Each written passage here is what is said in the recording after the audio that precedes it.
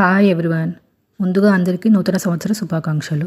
ఈ వీడియోలో నేను కొబ్బరి దాల్ ఎలా చేయాలో చూపిస్తున్నాను. ముందుగా పచ్చి కొబ్బరిని చిన్న ముక్కలుగా కట్ చేసుకొని నీళ్లు పోసుకొని మిక్సీ పట్టి కొబ్బరి పాలను తీస్తున్నాను.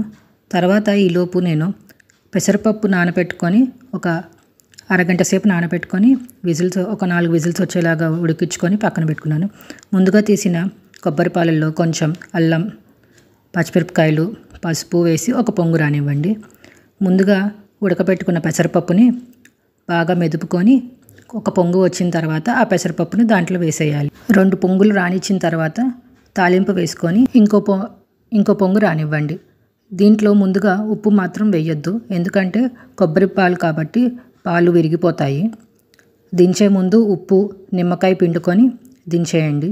అంతేనండి, వేడి వేడి అన్నంలోకి కొబ్బరి దాల్ చాలా బాగుంటుంది. ఒకసారి ట్రై చేసి ఎలా వచ్చిందో కామెంట్ చేయండి. Thanks for watching.